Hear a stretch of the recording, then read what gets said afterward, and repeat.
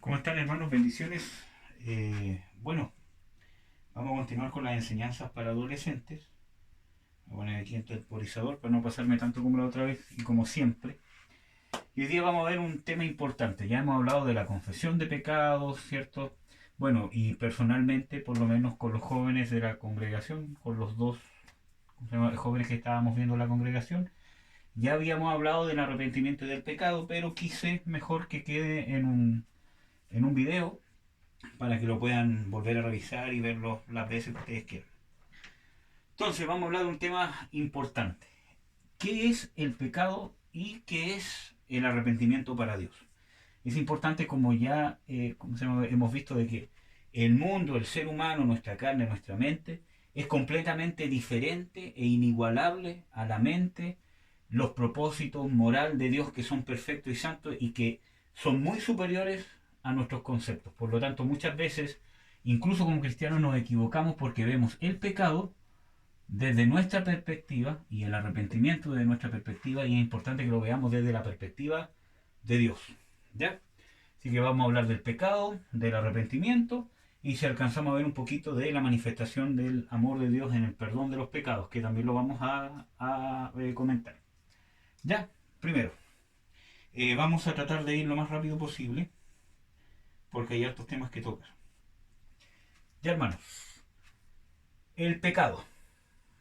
¿Qué es el pecado según la Biblia, según Dios? Vamos a ir viendo.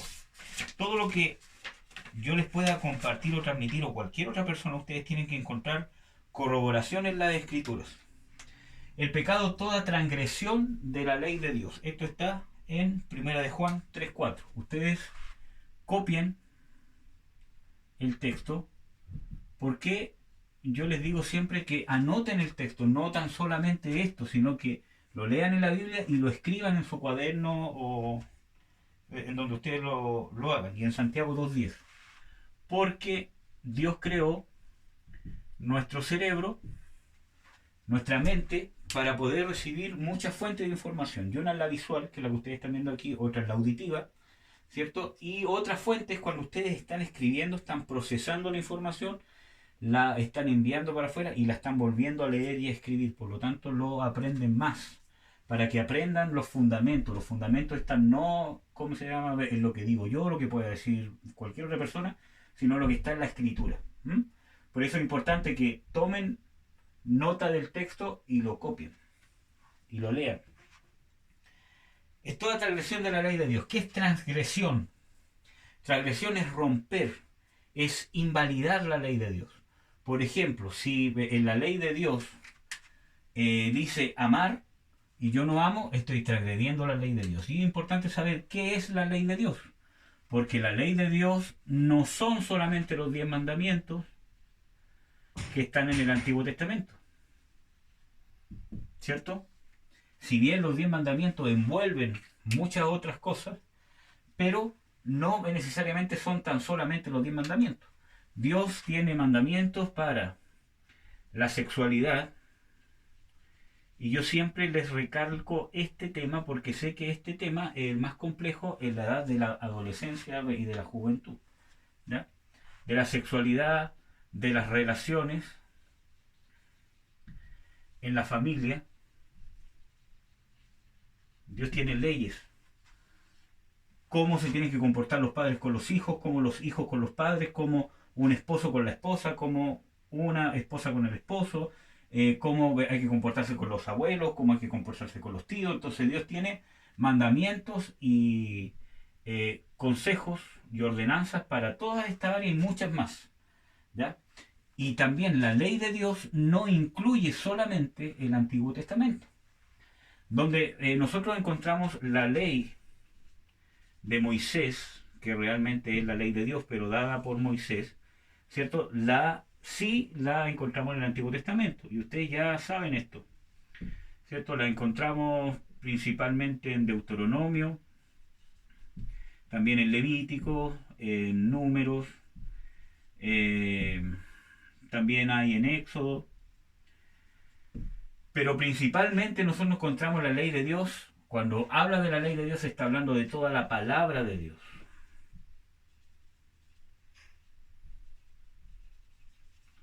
toda la palabra de Dios, principalmente las palabras del Señor Jesucristo y todo lo que nos ha revelado a través de las Escrituras del Espíritu Santo, por medio de los apóstoles, el apóstol Pablo, el apóstol Pedro, el apóstol Juan, Judas, etcétera, etcétera.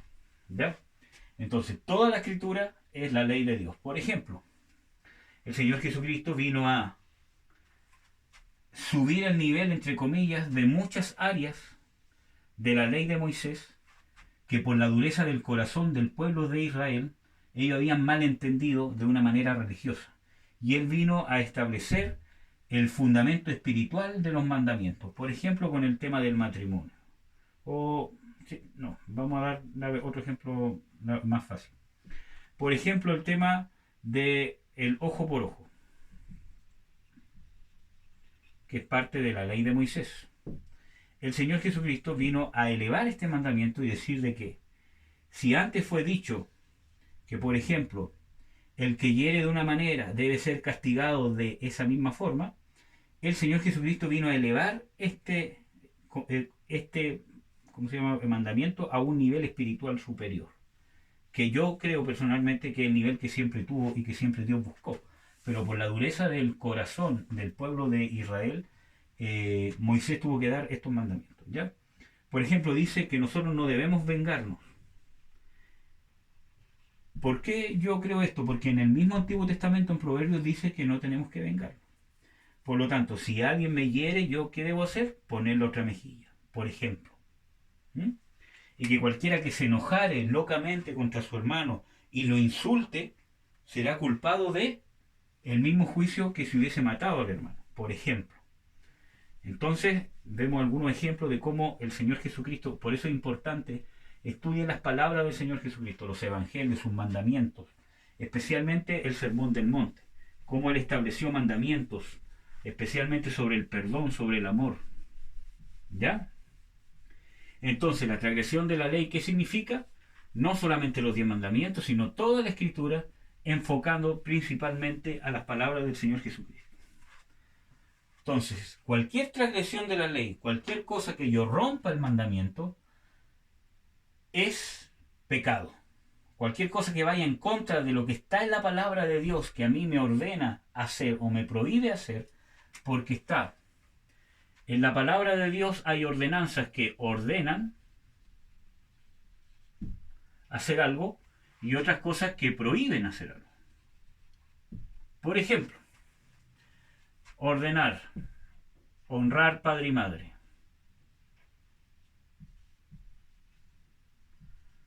Ese es un mandamiento, una ordenanza. Es algo que Dios está ordenándote hacer. Pero también hay prohibiciones. Por ejemplo, no cometerás adulterio. Está prohibiendo hacer algo y aquí está ordenando hacer algo. Cualquiera de las dos cosas, que yo no haga lo que Dios me ordena, es pecado.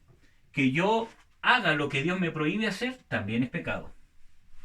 Este se llama pecado de comisión y de omisión. No, de omisión y de comisión. Pero no se enreden con eso.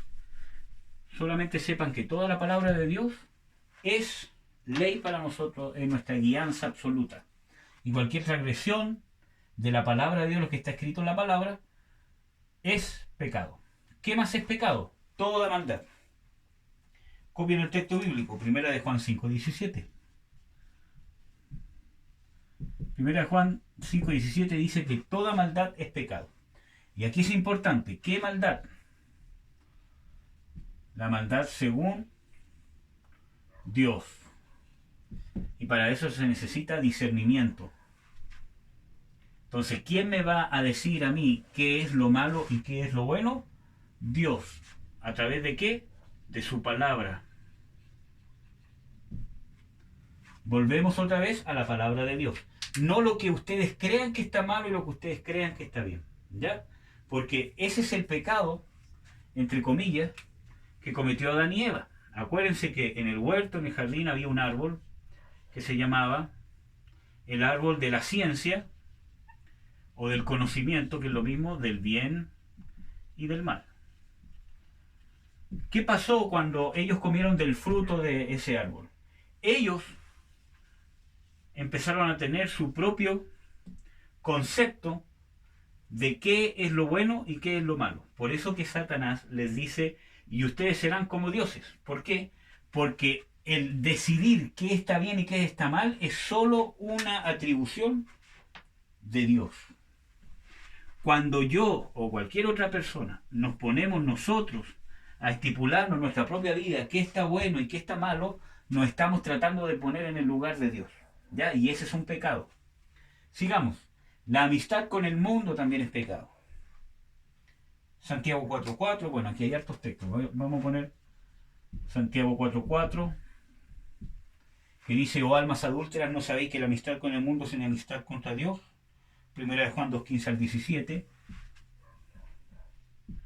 que dice que todo lo que está en el mundo, todo, todo lo que está en el mundo no es del Padre. ¿Ya? Otro pecado, saber hacer lo bueno y no hacerlo. Santiago 4.17. Santiago 4.17. ¿Por qué esto es importante? Porque muchas veces Dios nos revela, por ejemplo, un pecado. Mira, esto está malo, pero yo lo vuelvo a hacer. Y sé hacer lo bueno porque Dios ya me lo ha mostrado, pero no lo hago. Eso también es pecado. ¿Ya? Sigamos. Hacer acepción de personas. Santiago 2.9. ¿Qué significa hacer acepción de personas? Por ejemplo, hay un texto bíblico que está en Levítico que dice que no harás distinción entre el pobre y el rico. Le vamos a poner una corona aquí al rico. Sino que con juicio justo juzgarás. Cuando yo hago acepción de personas, en el caso suyo, por ejemplo, es por ejemplo cuando yo, porque una persona me cae bien, a mí, un amigo que tengo, o un hermano, un primo, o etcétera, etcétera, a mí, ¿cómo se llama? Me cae bien, entonces yo tengo otro tipo de justicia hacia él porque me cae bien. Y el que me cae mal, yo lo trato de otra manera. Y Dios no hace eso. Entonces, ¿qué es lo que hace Dios? Independientemente que el que haya pecado mucho, el que haya pecado poco, entre comillas, el que sea rico, el que sea chico, el que sea abandonado por los padres, el que esté sufriendo, el que no esté sufriendo, el que haya pecado, el que haya caído, etcétera, etcétera, todos Dios los juzga con el mismo juicio, que está basado en la justicia, el amor, la misericordia y todo eso en Jesucristo. ¿Ya? Entonces, a todo el mundo, por eso que en la palabra de Dios dice que de tal manera amó Dios a todo el mundo que entregó a su Hijo. O sea, el Padre entregó a su Hijo por todo el mundo. Buenos, malos, chicos, feos, ricos, buenos, los malos, los que asesinos, violadores. El Padre entregó a su Hijo por todo el mundo, absolutamente todos. Para todos es la redención. El tema está cómo nosotros vamos respondiendo a lo que Dios nos está llamando a la salvación. Hay mucha gente que está respondiendo por gracia de Dios y otra gente que no va a responder al llamado de Dios, a la salvación. Pero la salvación está abierta para todos. Y ese va a ser el juicio más, ¿cómo se llama? Más grande, porque está la salvación dada por el Señor Jesucristo, pero no todos la han recibido. La incredulidad es pecado. Y esto búsquenlo. Romanos 14:23. En Romanos 14:23 dice que lo que no es de fe es pecado. Entonces cuando nosotros dudamos o no aplicamos la fe, eso es pecado. Por eso, hermanos, estamos viendo el tema de qué es pecado. De aquí estamos viendo 6 definiciones. Hay más, pero estamos viendo 6 que quizás son las más básicas. Entonces, cuando dudamos, cuando no tenemos fe, ¿qué puede venir en la duda? Miedo. ¿Miedo a qué? A cualquier cosa. ¿Ya? Pero especialmente a hacer el ridículo, por ejemplo. Estoy dando ejemplos. Fobias, fobia a la araña, fobia a la avispa, fobia a quedar encerrado. Todo eso es incredulidad porque yo no confío en Dios. Y eso es pecado. Fobia al agua, de toda la gente que no se baña. Bueno, ese era un chiste fome. Entonces, por ejemplo, cuando yo tengo miedo a hacer el ridículo porque no quiero dar testimonio de que yo soy cristiano, y cuando yo le hablo del testimonio, no, ¿cómo se llama? Necesariamente que ustedes lleguen al colegio, por ejemplo, y digan, yo soy cristiano, el Señor Jesucristo dice que ustedes se tienen que arrepentir y que todo lo demás, que ustedes son pecadores, no. Sino que se trata que cuando yo estoy en una situación de injusticia, donde yo estoy presente y me invitan a pecar, yo tengo que decir, no, esto no es justo. ¿Pero por qué y todo lo demás? Porque yo soy cristiano y Dios dice que esto está mal. Y yo me aparto, yo me abstengo. Y ustedes tienen que ser jóvenes valientes que estén dispuestos a pagar el precio, a hacer el ridículo, a que los tilden de cualquier cosa. Pero ustedes tienen que ser hombres valientes, hombres cristianos valientes que amen a Jesucristo de tal manera que estén dispuestos a cualquier cosa. Y yo les voy a decir por qué. Porque el Señor Jesucristo lo hizo por nosotros. En Hebreos 12, y este texto yo les aconsejaría que se lo aprendieran de memoria, dice, puesto los ojos en el autor y consumador de la fe, Hebreos 12:2, en Jesús, el cual, habiéndole sido propuesto gozo, sufrió la cruz, menospreciando, ¿qué cosa? La vergüenza, y se sentó a la diestra del trono de Dios. ¿Qué menospreció el Señor Jesucristo? El ser avergonzado.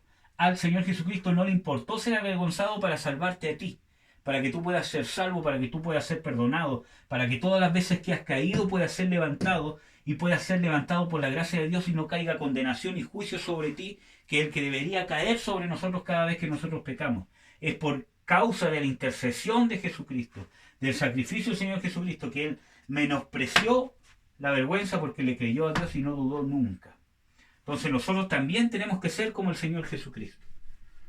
No tener dudas, no tener fe.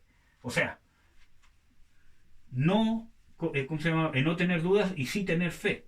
Entonces, cuando dudamos o faltamos a la fe, eso es pecado. Y acuérdense que la fe, según Hebreos 3 y 4, la fe es igual a obediencia. ¿Mm? Porque cuando yo tengo que obedecer un mandamiento de Dios, tengo que creer que el que dio el mandamiento es Dios y que ese mandamiento es para mí beneficio. Porque Dios no gana nada con que tú guardes los mandamientos. Lo único que ganamos somos nosotros. Y tampoco pierde nada con que tú transgredas o rompas los mandamientos de Dios. Lo único que perdemos somos nosotros. ¿Ya? Entonces, la incredulidad es pecado. Y esto es importante. Vamos a hacer un estudio sobre la fe. ¿Qué es la fe? ¿Ya? Bueno, vamos a ver algunas maldiciones que traen algunos pecados específicos, que son algunos de los más comunes que se llevan aquí en América Latina, en Chile. La hechicería. ¿Qué es la hechicería en sí? Bueno, la hechicería, como bien usted dice, viene de hechizos. Y es cualquier arte de magia. A ver, lo vamos a anotar aquí. Magia. Por ejemplo, las magias que muchas veces ustedes juegan con las cartas. Eso es pecado y es un pecado grave que trae una maldición. Ya vamos a ver qué maldición. La magia. Por ejemplo, el horóscopo, los signos del zodiaco.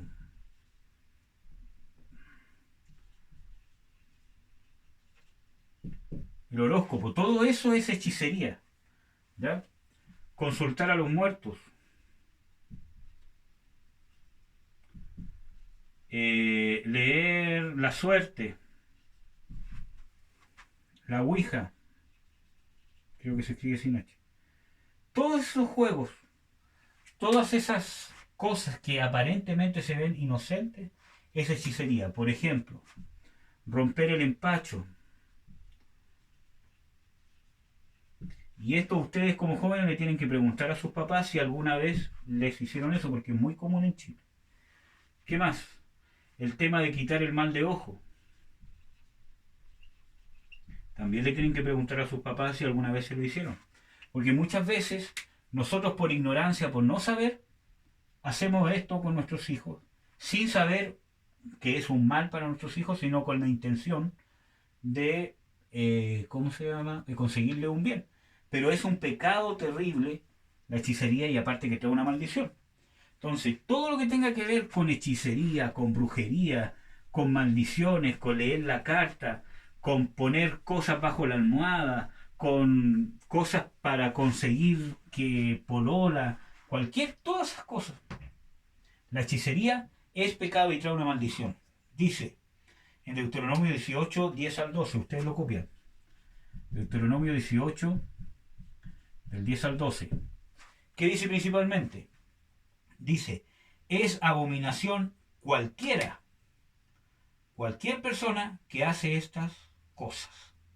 O sea, todas estas cosas que mencioné y más, es abominación a Jehová la persona que hace estas cosas y que participa en estas cosas. Por ejemplo, si ustedes fueron una vez con su papá, con su hermano, con su prima, con quien sea, con su tía, con su abuela, si ustedes la acompañaron a un centro espiritista, a ver una bruja, aunque sea magia blanca, magia negra, todo eso es diabólico. No existe tal como magia blanca y magia negra. Todo es pecado y es hechicería y es condenado por Dios. Entonces, si ustedes alguna vez lo acompañaron y fueron al centro, también ustedes participaron de ese pecado, obviamente por ignorancia.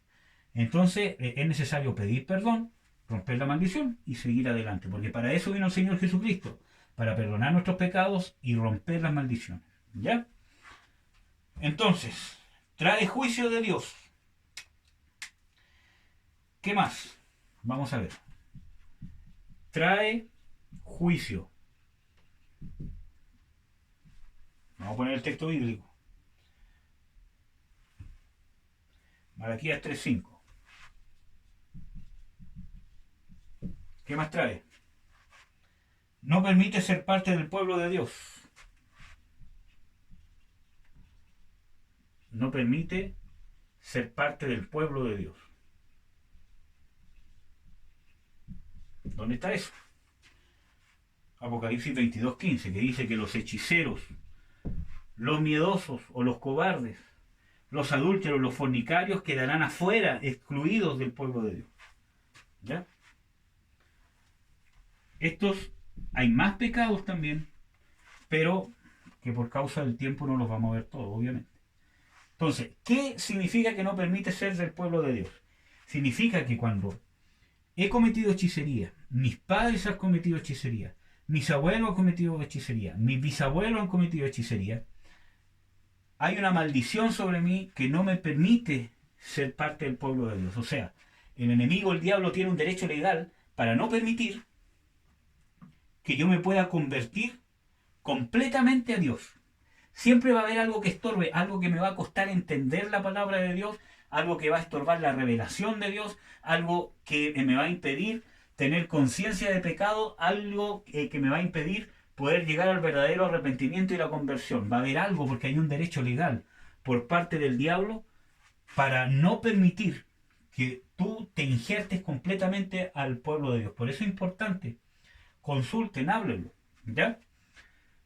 No permite ser parte del pueblo de Dios. Y eso está en la palabra de Dios. Cuando yo he cometido o he participado de estas cosas, de jugar al zodiaco, de leerme las cartas, todas esas cosas, están estas maldiciones sobre mí. Maldición de muerte.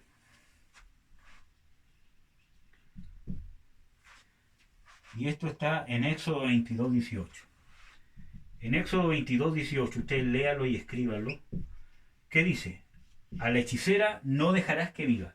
Todas las personas que han practicado, cuando una persona lee las cartas a la otra, cuando una persona le lee el horóscopo a la otra, cuando una persona le lee la mano a la otra, etcétera, etcétera, lo que sea, está haciendo el papel de un hechicero o de una hechicería. Y entra un espíritu, y entra una maldición sobre su vida. Y por eso muchas personas a veces tienen enfermedades de muerte, o pasan de enfermedad a enfermedad, y son enfermedades mortales. ¿Ya? Obviamente que todas estas cosas muchas personas las hemos hecho por ignorancia, porque no sabíamos. Por eso que vuelvo a insistir, para eso vino el Señor Jesucristo, justamente para esto, para perdonarnos, romper la maldición y poder darnos una vida nueva. Pero para poder nosotros arrepentirnos tenemos que saber qué es pecado, de qué nos tenemos que arrepentir. Por eso que es importante que el Señor Jesucristo vino a dar luz, a mostrarnos nuestras tinieblas, que nosotros, ustedes, están en tinieblas, que no hay justo ni aún uno. Todos hemos pecado, todos estamos destituidos de la gloria de Dios. Todos estamos bajo maldición, bajo muerte, bajo condenación. El Señor Jesucristo, y por solamente la gracia del Señor Jesucristo, es que nosotros tenemos la opción de pasar de muerte a vida eterna y al perdón. Pero para poder ser perdonados tenemos que arrepentirnos primero, sino cómo vamos a obtener el perdón de Dios. Y para eso se necesita ser valiente, amar a Dios. Si Dios dice que ustedes tienen que ser hombres que amen la palabra de Dios. Si Dios dice que eso es pecado, amén, Señor, es pecado, yo lo confieso, dame conciencia de pecado, busco el rostro de Dios y echo a un lado mi orgullo, mis convicciones personales. Lo que está en la palabra de Dios es la verdad absoluta. ¿Ya? Sigamos. ¿Qué otro pecado? La idolatría. ¿Por qué puse esto? Porque son muy comunes, especialmente en Chile y en América Latina. ¿Qué es la idolatría? La idolatría es cuando yo pongo cualquier cosa en mi vida en el lugar que debería tener Dios. ¿Cuál es el lugar que debería tener Dios? Antes que todo. Antes que todo, que cualquier cosa, debería estar Dios. ¿Qué significa eso? Que antes que mis anhelos, por ejemplo, de estudiar una carrera, primero está Dios. Yo quiero estudiar algo. Antes de yo tomar mi decisión, porque quiero un buen trabajo, quiero una buena vida, yo primero pongo a Dios primero. ¿Está de acuerdo Dios con lo que voy a hacer? ¿Está, ¿cómo se llama?, de acuerdo en su escritura? Eso es amar a Dios sobre todas las cosas, con toda la mente, alma y corazón. Bueno, es más profundo, pero para que lo entiendan de una manera simple. Entonces, cualquier cosa que se oponga a eso es idolatría. Esto lo vamos a ver en la maldición que trae la idolatría. Primera maldición, embota los sentidos. Salmo 115, 4, 8.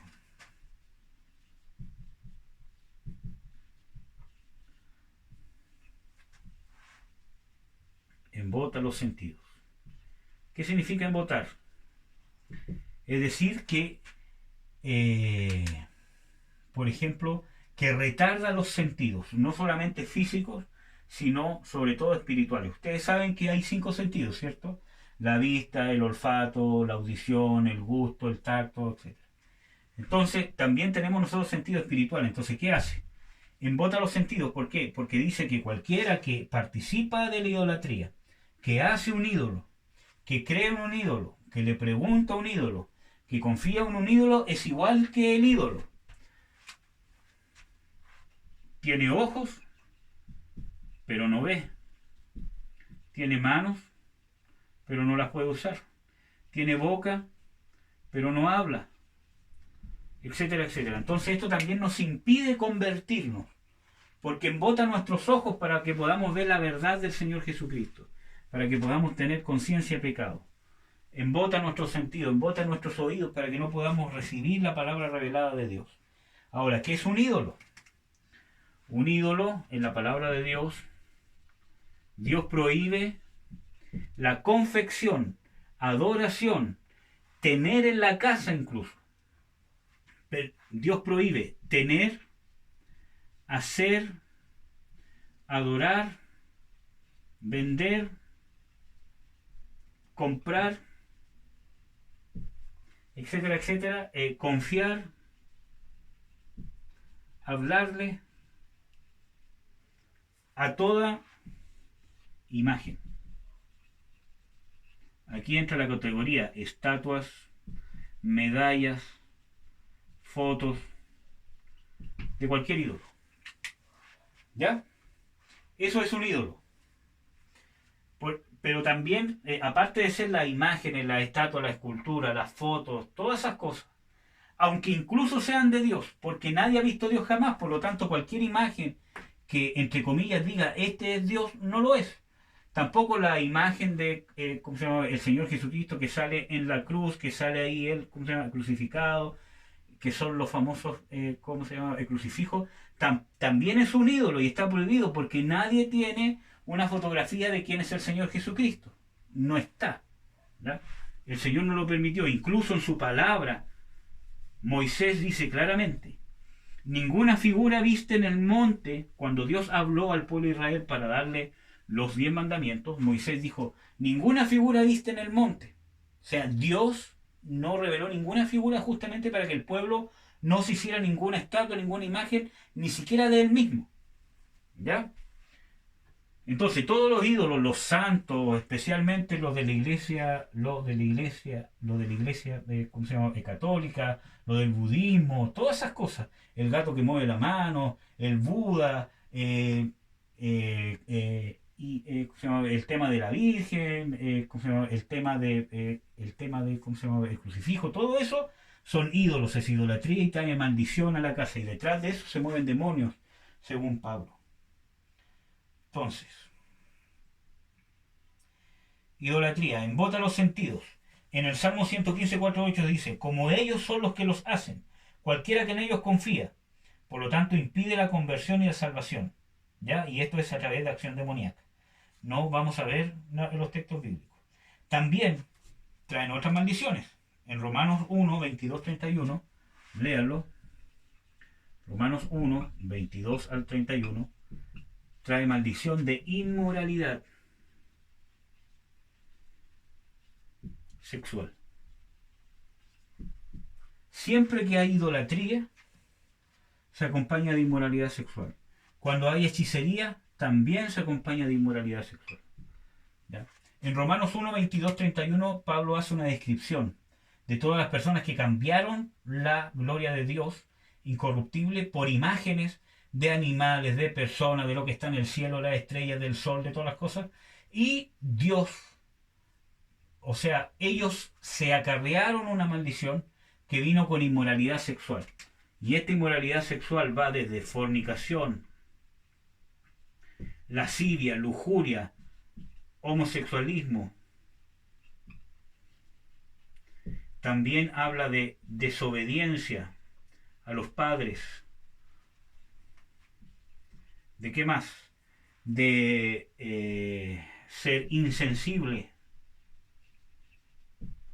o implacable, etcétera, etcétera. Entonces, todas esas cosas, todas esas maldiciones acompañan a la práctica de idolatría. Y es importante, muchachos, que ustedes tienen que saber de que la palabra de Dios dice de que las maldiciones van desde hasta la tercera y hasta la cuarta generación. Por lo tanto, si mis abuelos, bisabuelos pecaron y ellos fueron idólatras, por ejemplo, se invocaron a un santito, a una virgen, a San Pedro, a San no sé cuánto, etcétera, etcétera, o al crucifijo, todo lo demás. Si ustedes cuando niños los consagraron, por eso pregunten, los consagraron sus padres, un tío, una abuela, ¿cierto? Por ignorancia, sin saber que estaban haciendo un mal sobre ustedes, sino con una buena intención. Pero independientemente que tenga una buena intención, para Dios es pecado, y los demonios lo saben. Entonces, cualquier consagración que le hayan hecho a una virgen, la Virgen de Guadalupe, la Virgen de los Andes, la Virgen del Carmen, cualquier consagración, ustedes fueron consagrados a un demonio. Y eso es un pecado de idolatría.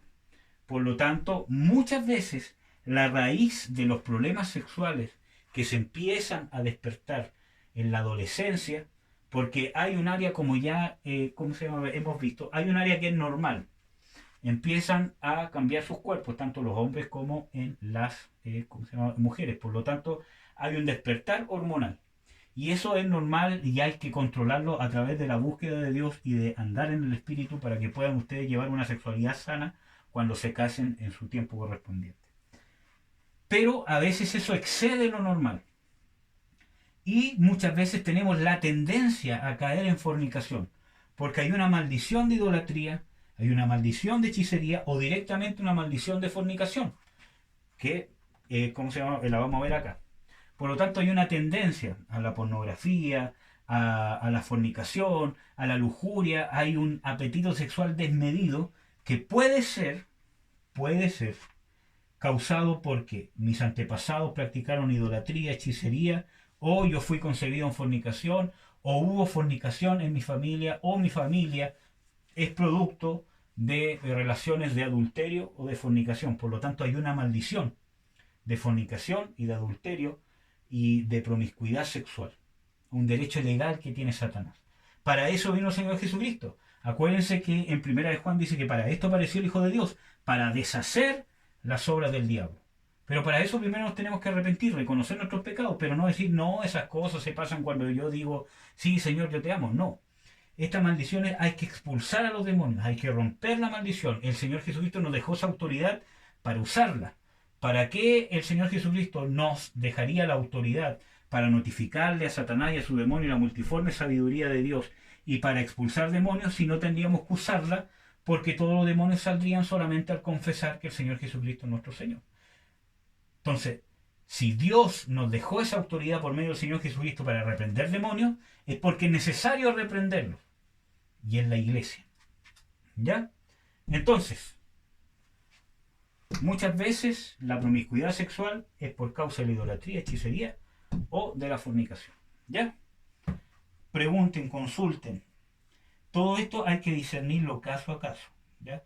Homicidio, la maldición de homicidio. ¿Qué maldiciones vienen por el homicidio? Vamos a ver. Juan 4 del 11 al 14, o sea, Génesis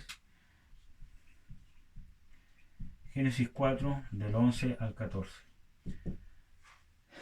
Ustedes saben que Caín mató a su hermano Abel, ¿cierto? Y vino una maldición sobre él, que es la maldición del vagabundo.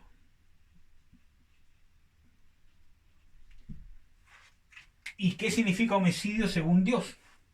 Lean los textos de Mateo 5 del 21 al 22 y 1 de Juan 3:15.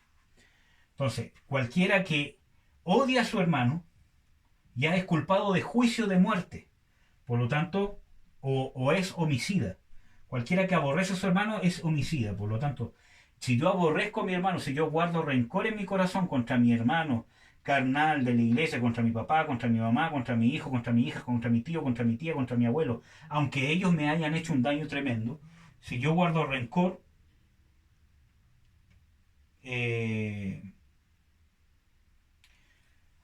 soy culpado de homicidio. Es lo mismo. Dice en la palabra de Dios, aquí se lo voy a colocar en el texto para que ustedes lo busquen.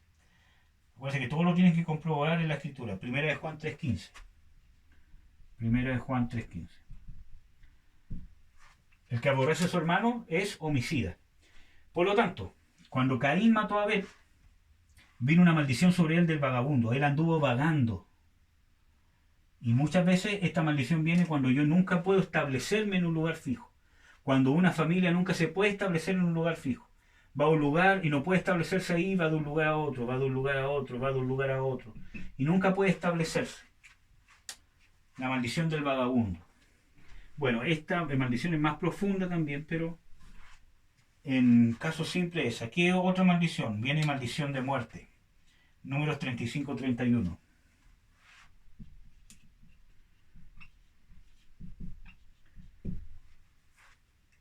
Cuando muchas veces las personas mueren promiscuamente, o sea, jóvenes, 40, 50 o incluso más jóvenes, puede ser que en la familia haya maldiciones de homicidio, que sus abuelos, antepasados, etcétera, etcétera, hayan cometido asesinatos y esa maldición esté rondando la familia con enfermedades, cáncer. Puede ser, todo esto hay que discernirlo, ¿ya? No siempre porque hay un cáncer en la familia es por causa de que hay una maldición. Hay que verlo. Muchas veces por causa de que yo no he comido bien, porque yo tuve una vida ¿cómo se llama? Desordenada en todas las cosas que comí, etcétera. Entonces el sistema falló y me dio un cáncer, me dio diabetes, no sé. Pero por eso, no siempre es así, pero muchas veces cuando hay homicidio en la familia trae esta maldición. ¿Ya? Sigamos. Hijos concebidos fuera del matrimonio. ¿Qué maldición viene? La maldición del bastardo. Y esta maldición está en la Biblia. Está en Deuteronomio 23:2. Esta maldición del bastardo dice en Deuteronomio 23:2 que no entrará bastardo en la congregación de Jehová hasta la 10ª generación. Es una de las maldiciones que dura 10 generaciones. ¿Se acuerdan que yo les mencioné que la palabra de Dios dice de que las maldiciones van desde la 3ª a la 4ª generación? Bueno, hay algunas que duran 10 generaciones. Y una de esas es la maldición del bastardo. ¿Qué significa ser un hijo bastardo? Que fui concebido por fornicación o fui concebido por adulterio. Ustedes ya saben cuál es la diferencia, pero igual la voy a explicar rapidito. ¿Qué significa eso? Primero, ¿qué significa ser concebido? Una cosa es ser concebido y la otra es nacer. Por ejemplo, cuando se juntan dos personas, un hombre y una mujer, ¿cierto? Y fornican, o sea, tienen relaciones sexuales antes del matrimonio. Y en la fornicación, ella quedó embarazada. Y como ellos se dieron cuenta, o quizás no se dieron cuenta, que ella quedó embarazada, después de fornicar, y después que ella quedó embarazada, ellos se casaron. Pero se casaron antes de que tú nacieras. O sea, se casaron estando tu mamita embarazada. ¿Ya? Eso, fuiste concebido y después naciste. No es lo mismo ser concebido que nacer. Por lo tanto, puede ser que tú hayas nacido dentro del matrimonio, ¿cierto? Que cuando tú naciste tus papás ya estaban casados, pero puede ser que ellos te concibieron, o sea, tuvieron esa relación sexual donde ella quedó embarazada antes de casarse y eso fuiste concebido por fornicación. Y sobre ti está la maldición del bastardo. ¿Y qué dice la maldición del bastardo según Deuteronomio 23:2? Que no entrará a la congregación de Jehová hasta 10 generaciones. Entonces el enemigo tiene otro derecho legal para decir, yo tengo derecho a no dejarlo, a esta persona, a que entre al pueblo de Dios, a la congregación de Jehová. Entonces estorba en tu conversión. ¿Ya? Aparte de todas estas maldiciones y de las maldiciones que en sí vienen de la fornicación, que es la lujuria y todas las cosas que ustedes ya saben. Entonces, esa maldición se llama maldición del bastardo. ¿Ya? Eso es un hijo concebido fuera del matrimonio o antes del matrimonio. Aunque naciste dentro del matrimonio, pero la intimidad sexual se dio antes del matrimonio, eso es la maldición del bastardo. Y para eso vino el Señor Jesucristo, para deshacer las obras del diablo, para romper esta maldición. ¿Ya? ¿Qué otra cosa? Por adulterio.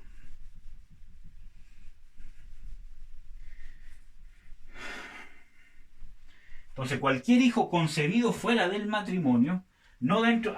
Ustedes tienen que recordar de que Dios de la única forma que bendice la relación sexual es dentro del matrimonio. Por lo tanto, y más aún si hay un embarazo, es fuera del matrimonio, ese niño o niña que fue engendrado, está la maldición del bastardo sobre él y hay que romperla, cancelarla y expulsar a los demonios, quitarle el derecho legal de que hasta 10 generaciones impidan que se convierta.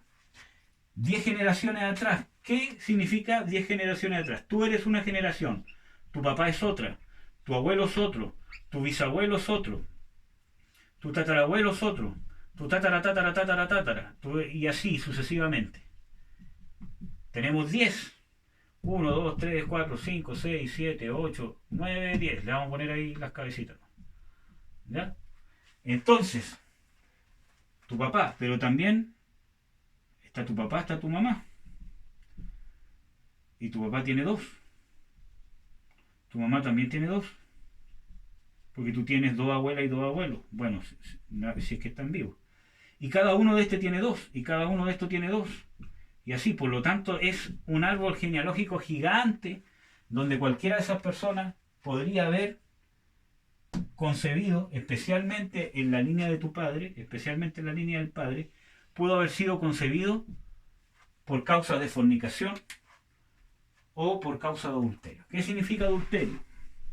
Adulterio es una fornicación estando casado.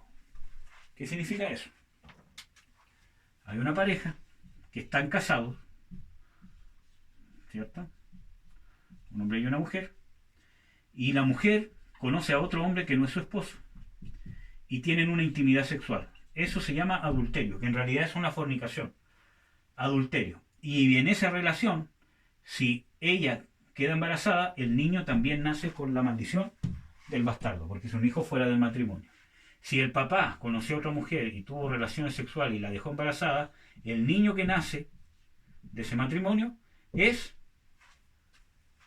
tiene la maldición del bastardo. Aunque peor todavía sería que después ellos se separaran, alguno de ellos saber que está embarazado del otro, se separaran y después se casaran, igual ese niño está bajo la maldición del bastardo. Y esa maldición hay que romperla. Para eso vino el Señor Jesucristo. El Señor Jesucristo tiene el poder y quiere romper esta maldición. Pero nosotros tenemos que acercarnos a Dios confiadamente para confesar nuestros pecados y poder ser libres. ¿Ya? ¿Alguna duda? Porque vamos bien rápido. ¿Alguna duda? Escríbanla. ¿Ya? Sobre las maldiciones. Muchas más maldiciones. Por ejemplo, en Oseas 4:4 habla de la maldición de por sí de la fornicación.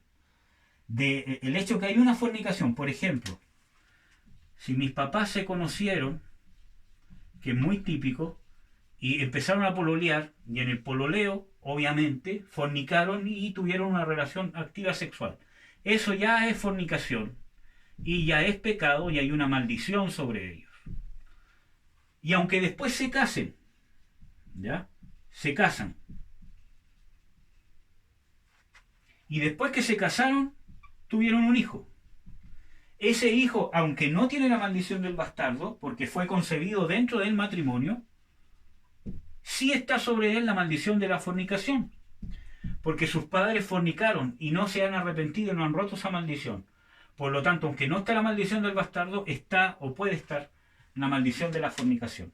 Si uno de los padres adulteró y no se ha arrepentido, también esa maldición puede caer sobre la familia. Puede caer. ¿Cuál es la forma de romper la maldición? El arrepentimiento. Por ejemplo, si ellos dos fornicaron, pero se arrepintieron en Cristo Jesús y recibieron el perdón del Señor Jesucristo a través del arrepentimiento y la conversión, esa maldición queda nula por la sangre de Jesucristo. Porque cuando Dios perdona los pecados, los borra y no se acuerda más de los pecados. Si alguno de los padres adulteró, por ejemplo, y se arrepintió y se volvió a Cristo, ya sea la madre o el padre, y hubo un arrepentimiento genuino, Dios borró ese pecado y esa maldición no está en la familia. ¿Ya? Que es de lo que vamos a hablar ahora, del arrepentimiento. ¿Ya?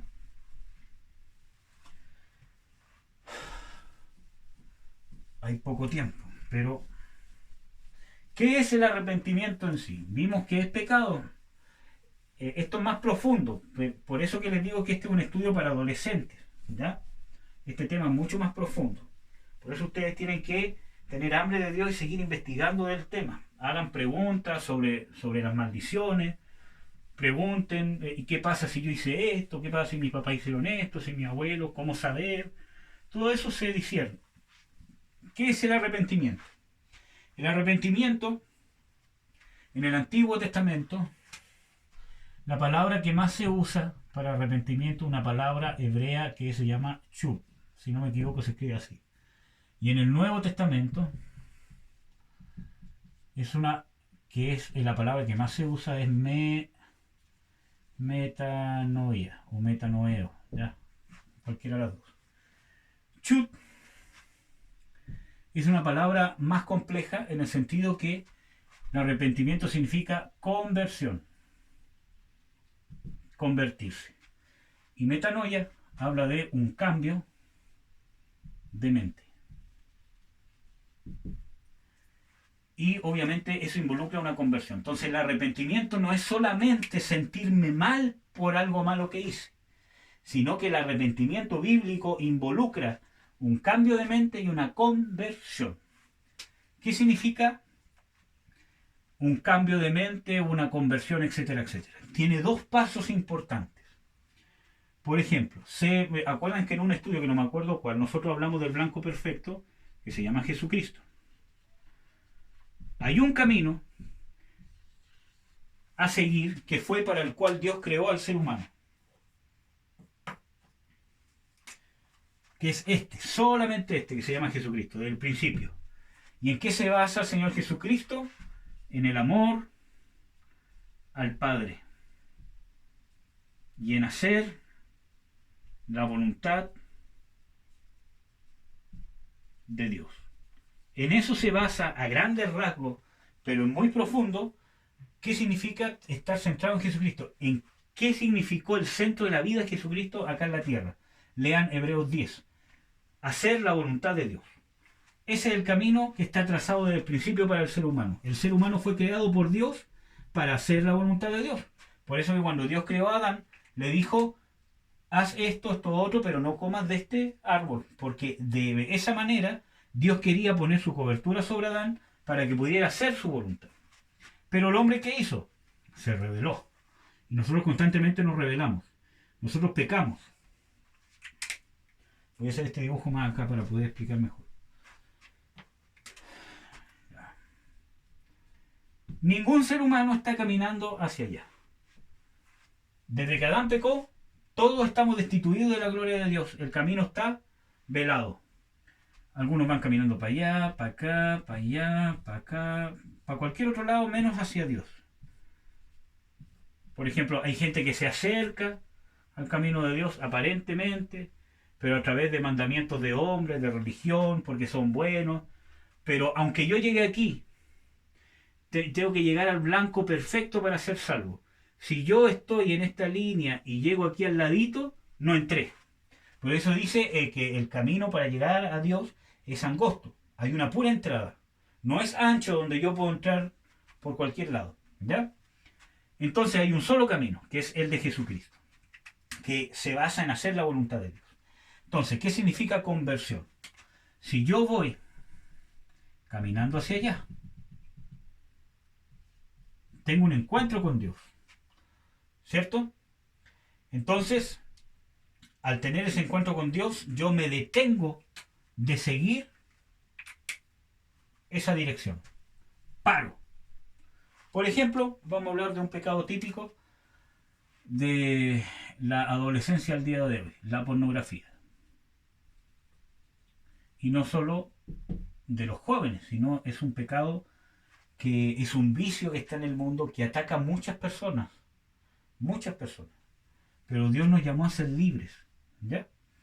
Si yo estoy caminando hacia allá, yo me detengo de hacerlo. Porque tuve un encuentro con el Señor Jesucristo. Tengo conciencia que está mal, etc. Lucho por no hacerlo. Pero ¿qué tengo que hacer ahora? Aparte de detenerme de hacerlo, tengo que girar. Por ejemplo, yo voy caminando hacia allá. Me detuve. Ya no avanzó más en el camino que estaba andando. Pero ahora me doy vuelta. Y empiezo a caminar en dirección a Dios. A Jesucristo. ¿Qué significa caminar en dirección a Jesucristo? Vivir y actuar de acuerdo a lo que dice la palabra de Dios. Eso significa. ¿Por qué yo hice hartos caminos acá? Por ejemplo, yo camino según mi trabajo. Yo camino según lo que enseñó mi papá. Yo camino según el enojo. Yo camino según la tristeza. Yo camino según el vudú. Yo camino según el mundo. Yo camino según los amigos. Yo camino según la sexualidad. Yo camino según el homosexualismo. Yo camino según los amigos. Que creo que ya los puse. No los puse ya.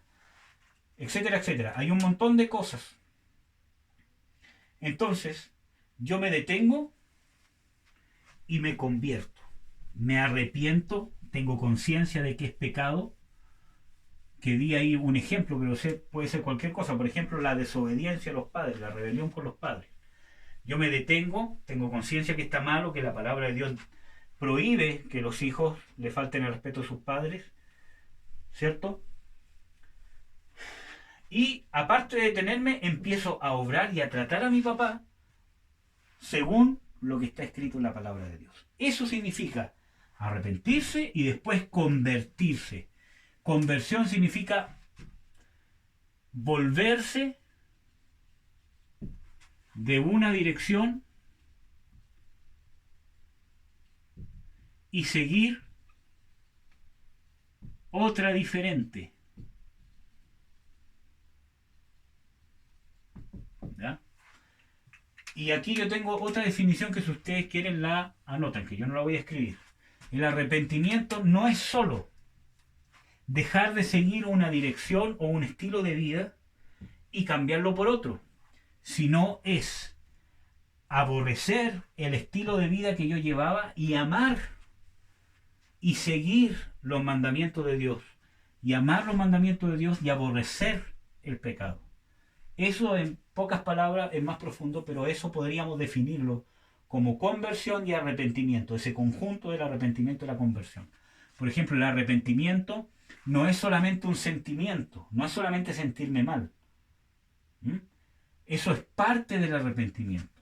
El arrepentimiento lleva un compungir, que es que yo me siento mal por lo que hice, pero aparte yo pido perdón, reconozco mi pecado, le pido perdón a Dios, acepto y recibo el perdón de Dios, le creo a Dios, me levanto y empiezo a vivir una vida de acuerdo a lo que Dios estipula en su palabra.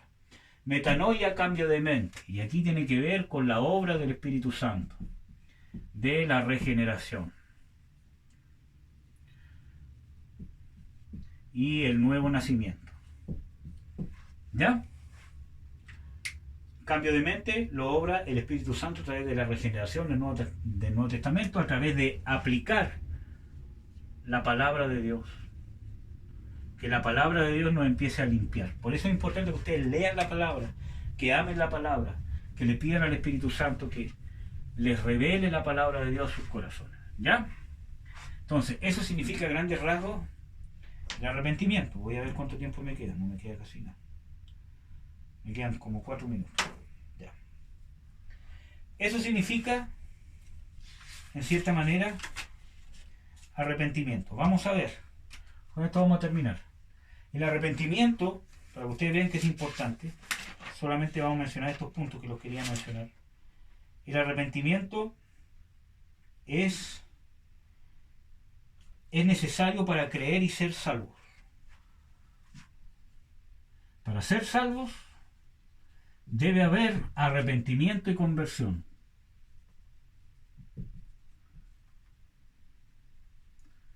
¿Dónde sale eso? Marcos 1:15. El mismo Señor Jesucristo dijo: arrepentíos y creed en el Evangelio. Y cuando dijo arrepentidos estaba hablando de metanoia, que la mejor palabra para traducirlo no es arrepentimiento sino conversión. ¿Ya? Esa sería la palabra más adecuada para traducirlo en la Biblia, ¿ya? Según lo que significa en el griego. Entonces, ¿qué dice? Arrepentíos y creed en el Evangelio. Por lo tanto, el requisito indispensable para poder tener la fe salvadora, primero arrepentirse. El Señor Jesucristo dice arrepentirse primero y después creer. Acuérdense que, ¿cómo se llama? La salvación es por fe. El que cree será salvo. Pero el mismo Señor Jesucristo que dice que para poder creer con esa fe salvadora, primero necesito arrepentirme. Y para poder arrepentirme debo tener conciencia de qué es pecado. Vamos a ver otro texto bíblico. ¿Qué más? Es una demanda de Dios. Vamos a poner aquí Hechos 17:30. En Hechos 17:30, Pablo da testimonio de que Dios demanda o demanda a todos los hombres, a todos, no a algunos, a todos los hombres en todos los lugares, a que se arrepientan y se conviertan de sus pecados y se vuelvan de la luz a las tinieblas. ¿Ya? Entonces, una demanda de Dios, no es una opción. Si yo no he tenido arrepentimiento y conversión, no soy cristiano y no soy salvo. ¿Ya? Para eso necesito conciencia de pecado. ¿Qué más? Aquí tenía algunos puntos marcados. Es un requisito indispensable para recibir liberación. ¿Ya? Vamos a poner un puro texto bíblico. Si ustedes quieren ser libres de todas esas maldiciones que mencionamos y muchas más, o de cualquier otra contaminación demoníaca, esto está en 1 Timoteo, a ver. Sí, no, 2 Timoteo 2:25-26. 2 Timoteo 2:25-26. Es 2 de Timoteo, ¿ya? Entonces aquí dice que Dios les conceda a los que se oponen a Dios, que Dios les conceda que se arrepientan para que puedan escapar del lazo del diablo en que están cautivos a voluntad de él. ¿Qué significa esto? Que cuando tú no te arrepientes, cuando tú no estés conciencia, estás cautivo en la voluntad del diablo. Entonces, cuando nosotros pensamos que estamos haciendo mi voluntad, porque yo no quiero guardar los mandamientos de Dios, yo quiero aborrecer a mis padres, yo quiero caer en esto, etcétera, etcétera, yo quiero hacer mi voluntad, yo no estoy haciendo mi voluntad, estoy haciendo la voluntad del diablo. No porque yo crea que estoy haciendo mi voluntad, estoy haciendo la voluntad del diablo. Cuando una persona no está haciendo la voluntad de Dios, de lo que está en la palabra, y cree que está haciendo bien las cosas a su manera, ¿ya? En realidad no está haciendo su voluntad, está haciendo la voluntad del diablo. ¿Ya? Y eso lo dice la Biblia. Si no estás haciendo la voluntad de Dios, el diablo te está manipulando como quiere, porque todo el que peca, esclavo es del pecado. Y el Señor Jesucristo es claro. Y cuando las personas le responden al Señor Jesucristo, le dicen, nosotros no somos esclavos de nadie, Él le dice, vosotros sois hijos de vuestro padre el diablo, porque las obras de vuestro padre el diablo queréis hacer. Él es homicida desde el principio, Él es mentiroso desde el principio, Él es fornicario, del bien a la lujuria, del bien y todas esas cosas. Por lo tanto, cuando yo hago y peco y hago todas esas cosas, estoy bajo la voluntad del diablo. Y para eso vino el Padre. En Colosenses 1 dice de que el Padre nos trasladó de la potestad o de la voluntad o de la soberanía del diablo al reino de su Hijo Jesucristo. Y ese traslado se hace a través del arrepentimiento, porque después dice, porque Él es la propiciación de nuestros pecados por su sangre. Por lo tanto, en el arrepentimiento, en el perdón, cuando se aplica el sacrificio de Jesucristo sobre tu vida, cuando tú tienes conciencia de pecado, pides perdón, pides a Dios que te dé conciencia de pecado y te arrepientes y te conviertes, ahí tú pasas de la potestad de Satanás a la potestad de Jesucristo. ¿Ya? Y Dios está dispuesto a hacerlo, tiene el poder para hacerlo y es más, quiere hacerlo, envió a su Hijo Jesucristo para hacerlo. ¿Ya? La obra está hecha. Es importante cómo tú vas respondiendo, cómo nosotros vamos respondiendo. ¿Ya? Vamos a ver el último texto bíblico. La obra del Espíritu Santo. Entonces yo les prometí un estudio de la fe y también les voy a prometer ahora un estudio de el Espíritu Santo.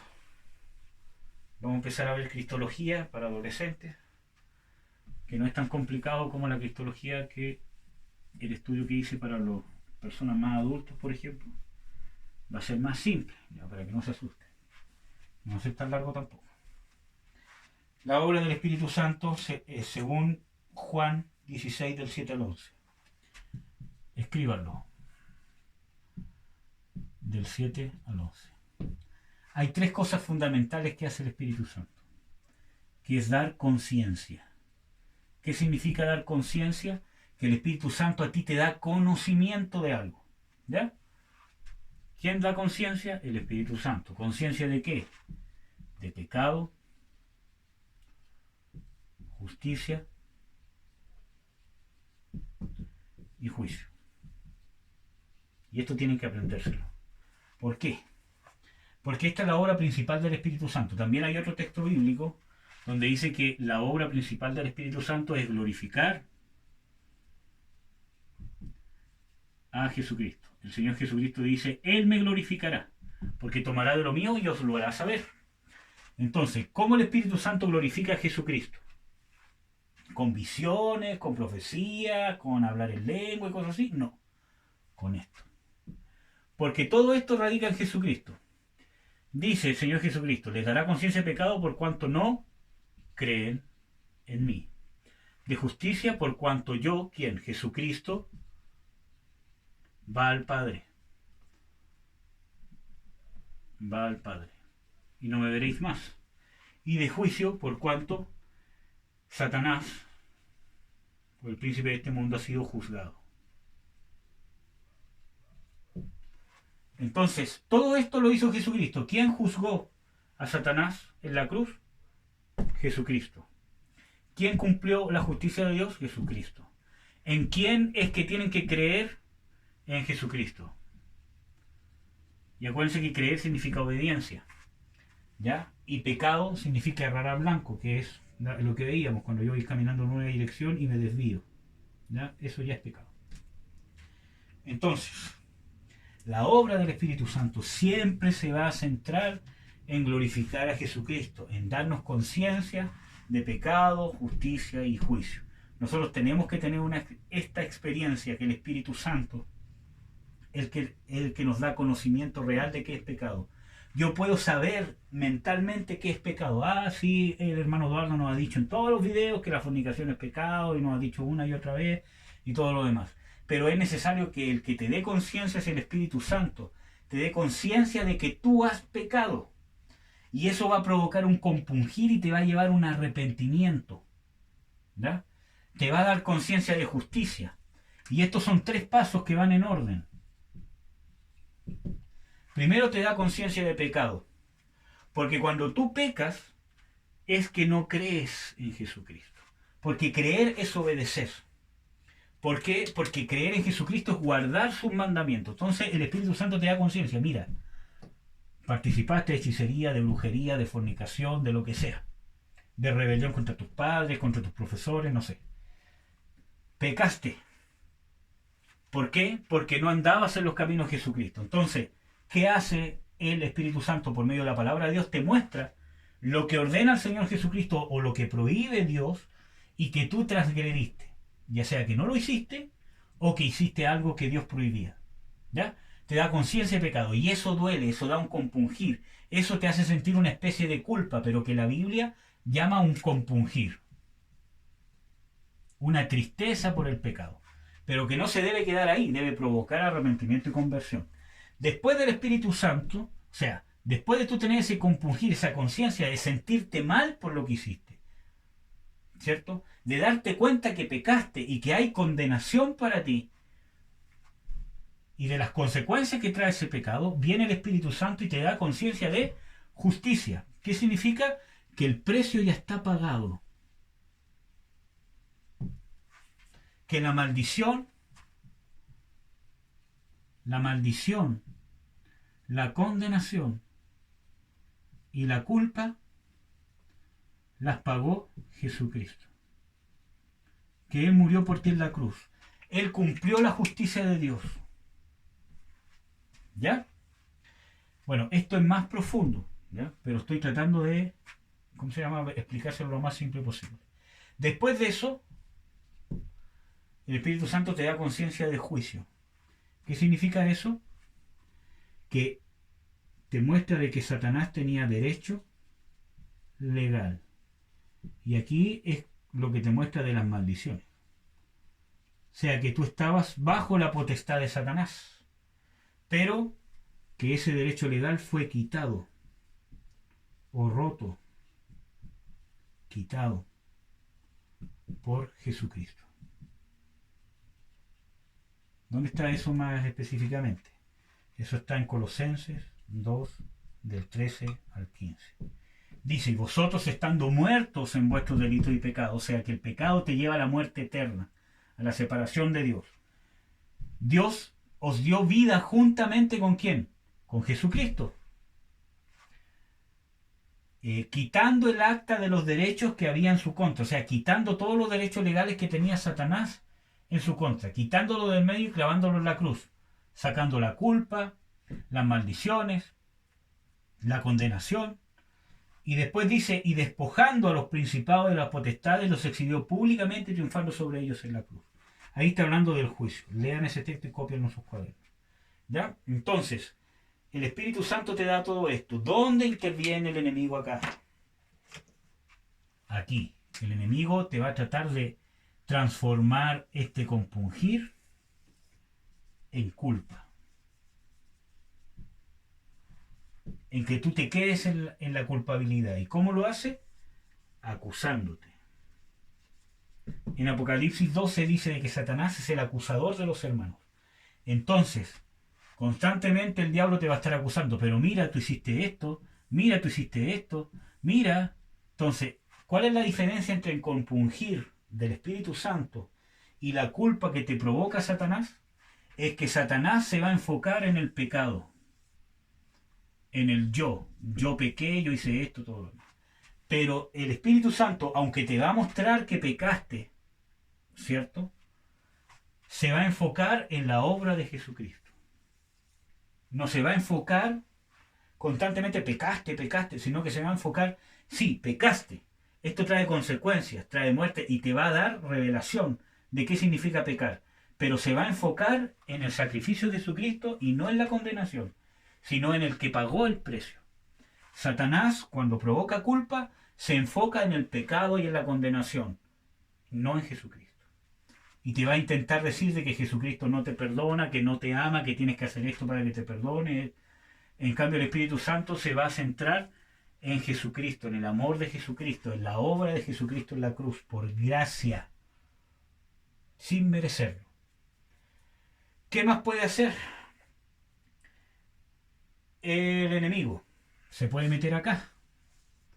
El precio ya está pagado y te puede decir, te puede dar, cauterizar tu conciencia. O sea, hacerte inconsciente al pecado. Que tú ya no sientas dolor por el pecado, porque te dice, total, el precio ya está pagado. Total, el Padre te ama y te perdona, así que dale nomás. Entonces, ¿qué es lo que hace? Tratar de minimizar o disfrazar el pecado. No, si la fornicación no es tan así, ¿cómo va a ser todo pecado? ¿Cómo va a ser todo esto? ¿Cómo el sexo va a ser solo para el matrimonio? Pero ¿cómo si yo veo aquí a mis compañeros que viven bien, que no les viene ninguna maldición? Pero ¿cómo no si no es tan así? Si dale nomás, si ustedes se aman, si ustedes ya se van a casar, pueden fornicar, pueden tener relaciones, si total ustedes ya están comprometidos, no sé, o tú puedes pololear, ¿cómo va a ser tan así? Esto es muy antiguo, esto es muy, ¿cómo se llama?, retrógrada, ¿cómo no voy a poder pololear? ¿Cómo no me voy a poder dar un beso con una niña? Si yo me quiero dar un beso con un niño, si yo lo amo, si yo lo quiero, tengo que experimentar, si mi papá me dice que sí, si mi mamá me dice que lo puedo hacer, ¿cómo va a ser tan estricto Dios? Satanás está cauterizando tu conciencia. ¿Por qué? Porque el Espíritu Santo se va a enfocar en lo que en el mandamiento de Dios, en el mandamiento de Jesucristo, en la obra del Padre, en la justicia. Para que tú tengas conciencia de la justicia de Jesucristo, tienes que saber y tener conciencia de que esa justicia costó un precio, que no es un juego de Dios. Hubo una persona que murió en la cruz inocente, el único ser humano inocente murió en la cruz, crucificado, desangrado, humillado y principalmente despojado de su divinidad. Él se despojó de su divinidad, pudiendo o no teniendo por qué haber pasado esto. Entonces no es un juego, no es una fantasía, no es una fábula, es algo real. Entonces, hay dos cosas que puede hacer el enemigo contigo: llenarte de culpa o cauterizar tu conciencia, minimizar o disfrazar el pecado. ¿Ya? Para que estemos atentos, muchachos. Entonces, eso en sí es parte de la obra principal del Espíritu Santo. Y eso que no se le olvide nunca. Porque ¿qué saco yo? Por eso que muchas veces nosotros como cristianos somos engañados. ¿Qué saca Dios con darme un don si hay un pecado el cual no me ha dado conciencia? ¿Me dará Dios un don sin primero hablarme o darme conciencia? ¿O me dará Dios una revelación de algo, por ejemplo, que Dios me dé revelación de algo tremendo y todo lo demás, un sueño, una visión, etcétera, etcétera, que Dios me dé una revelación, si el Espíritu Santo no me está dando conciencia de un pecado oculto que tengo? ¿Será el Espíritu Santo el que lo está haciendo? Lo primero que va a hacer el Espíritu Santo es llevarte a Jesucristo, darte conciencia de pecado, justicia y juicio. Es lo primero que está interesado Dios en hacer, para que todas las bendiciones que Dios tiene sobre ti puedan fluir, porque de otra manera no pueden fluir. Si no hay arrepentimiento, no puede fluir Dios. Hay más temas que yo quería compartir con ustedes, por ejemplo, de que el arrepentimiento prepara el camino para la visitación de Dios, que el arrepentimiento prepara o es necesario para la visitación ¿cómo se llama?, el Espíritu Santo, etcétera. ¿Ya? Entonces, muchachos, si ustedes han caído, en algún pecado, en fornicación, en pornografía, en rebelión con sus padres, en cosas del mundo, si ustedes han caído, no se queden en la culpa. Porque el diablo los va a intentar llenar de culpa. ¿Para qué si Dios no te ama? Dios te ama por medio de Jesucristo. Por eso que el amor de Dios no cambia contigo, porque Dios es eterno y Él no cambia. Y el sacrificio de Jesucristo fue hecho desde la eternidad hasta la eternidad. Por lo tanto, el Padre siempre te va a ver a través de Jesucristo. Por lo tanto, si caíste, una de las artimañas que usa el diablo es decirte, ¿para qué va a volver a la iglesia? Los hermanos te van a juzgar. ¿Para qué va a volver a Dios si Dios no te ama? ¿Cómo va a orar? ¿Cómo va a volver? Levántate. Créele, porque eso es incredulidad. Créele al Señor Jesucristo. Si tú tienes un arrepentimiento genuino de corazón, levántate. En Romanos 8 dice de que ¿quién es el que condenará a los escogidos de Dios si Dios es el que justifica? Y más aún, Cristo el que murió y se sacrificó por nosotros. Si caíste, arrepiéntete, busca el arrepentimiento, cree en la misericordia de Dios, que el Espíritu Santo te va a dar conciencia, no para mantenerte lejos de Dios, sino el Espíritu Santo te va a dar conciencia porque quiere que vuelvas a Dios. Y si tú respondes al arrepentimiento y buscas el arrepentimiento y te vuelves a Dios y te levantas, independientemente que sientas vergüenza, que sientas culpa, te vuelves a Dios y te levantas, el Espíritu Santo te va a seguir guiando. El Señor Jesucristo borró todos nuestros pecados.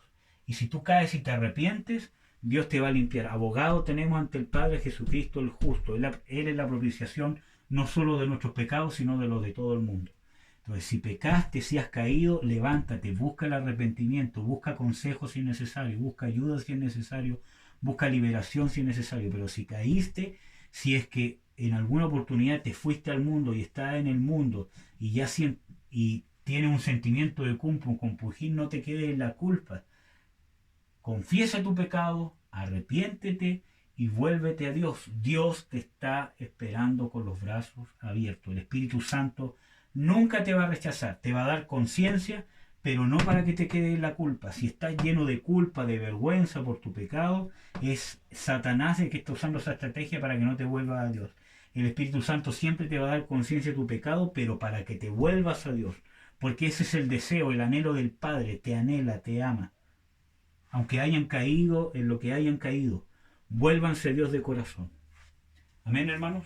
Dios nos ama y eso no lo puede quitar nadie.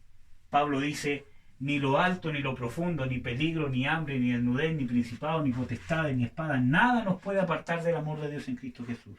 Ni el diablo, ni Satanás, ni los demonios, ni todas las maldiciones que nombramos, ni todos los pecados, nada nos puede apartar del amor de Dios en Cristo Jesús. Porque Cristo Jesús es la propiciación o es el pago de nuestros pecados. Y el Espíritu Santo opera en nosotros el arrepentimiento. Busquemos arrepentimiento constantemente. Esta no es una experiencia única, es una experiencia constante del cristiano. Nosotros constantemente caemos y pecamos. Cada uno tiene sus luchas. Yo personalmente tengo muchas luchas y debilidades. Y Dios es el que me sustenta y el que me mantiene de todas. Por su gracia yo soy lo que soy y por su gracia yo le estoy transmitiendo esto que quizás sea un grano de arena. Solamente por la gracia de Dios, porque quizás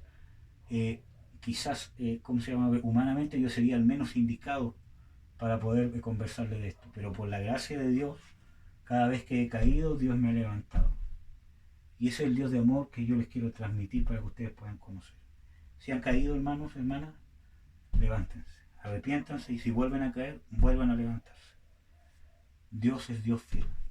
Amén, hermanos. Un abrazo, que Dios los bendiga, espero sea de bendición.